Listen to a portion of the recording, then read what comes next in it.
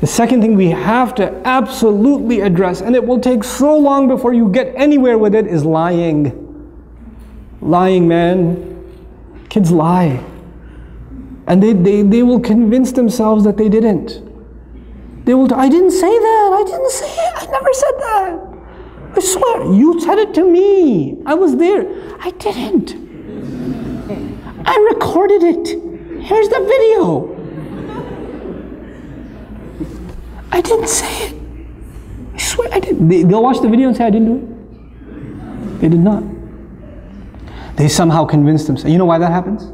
It happens because the first time they lied, and they actually admitted that they lied. Oh, ho, ho, ho, ho, ho, ho, ka'annahu yawmul qiyamati. Like, you lie in my house?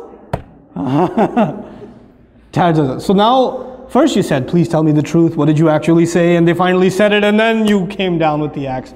So the next time, like, I will take all of this. But once I admit that I lied, I know what comes next. You know, I am not doing that again. I am not admitting to this crime again. Because pleading guilty in this house does not work out for you. You got to stop that first. You cannot punish. You cannot punish extra for something that happened that's already made you angry. So the mother is angry because the child lied. Or because the child did something bad. Then she's angry because he lied about it. Then she's angry because she's on, tell me the truth, I'm giving you one last chance. One last chance. I'm going to ask you one last time, even though she's going to ask 6 more times. But she says one last time, tell me, and this is the only time I'm going to ask. I'm not going to ask again. Did you do it? No. Okay, I'm going to ask one last time. Before I tell your father, one more time. I didn't do it, I didn't do it, I didn't. And he'll go to bed, he'll cry, he'll wake up, I didn't do it, I didn't do it. He'll stick to it. And you're like, how do I deal with this? And you said, I know you did it. I know you did it. You're making me even more angry. And you get angrier, and he gets more defensive. And you get angrier, and he gets more defensive. And at the end of the day, you start pulling out your hair, and you're like, I don't know what to, and the husband comes on, I don't know what to do with this one. He lied. And you're like, you lied? No, no, it starts over again.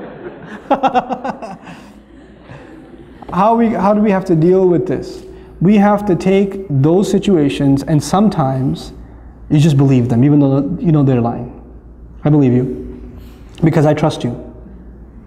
You wouldn't lie to me. You promised last time you wouldn't lie, so I trust you. And the other kid's like, but I trust him. You're fine. You're not in trouble. And let him get away with a lie 3 or 4 times. Guess what's going to happen? Children are not inherently evil. Children are inherently good. Their nature is goodness. So when they do something bad and you don't punish them for it, then they have an opportunity to ask their conscience. If you punish them for it, their conscience was not bothered because they already got punished for it. When they get punished for it, they don't feel bad because they did something bad and they paid for it. It's done. There's no conscience. But if you don't punish them once in a while, I said pick your battles. You don't have to get them for every time. Pick your battles and say, okay, I trust you. You didn't do it.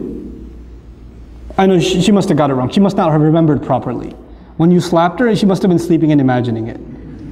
The mark on her face, I don't know, is red coloring. I don't know what it is. Doesn't even look like your hand. Looks more like a foot. You know, so it's okay. You're not in trouble. You know what that does over time? Mama, I want to tell you something. I did do it. And then you come and you console and you say, it's okay. It's okay. I still trust you. I still trust you. And what you've done is you've taken the child away from being defensive. You know? But it takes a little bit of long-term thinking to be able to do that. You won't be able to do that the first time. Like first, it's very hard to forgive those kinds of things, right? Especially if they hurt another child. If they wrong somebody else. It's hard. And you have to take that other child and take them to a corner and say, Beta, I know, I trust you too. I'm not angry at you either. And I know they did something wrong. But you don't have to be happy if they get punished. That's the other thing. One child gets happiness only when the other one gets punished. And they get so used to Abba. She pulled my ear the other day. They just came back from Scotland, my family. And when the little one came to me and said, you know, Api, She pulled my ear one day. I was like, when? I don't know. One of the yesterdays. I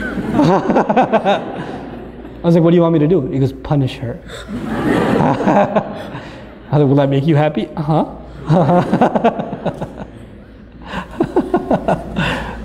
Sometimes kids do that. They get a kick out of the other one getting punished. They do. You don't want to create that either. With little kids, with the 2-year-old, it's okay. You want to entertain them. So you bring the older one and you slap your own arm a couple of times and you tell her to say, ow. You know, and she says, ow, ow, it hurts. And then, you happy now, Walid? Yeah.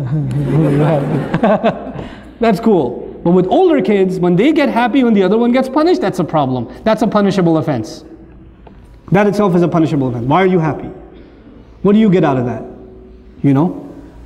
That's something we have to address with our children. So there are 2 things so far. Tantrums, lying. Lying. And lying, it's a long-term process. You don't get lying out of somebody's system right away. Especially because they don't even see it as lying anymore. They just see it as saving themselves. And kids, when they lie a lot, you know what happens? They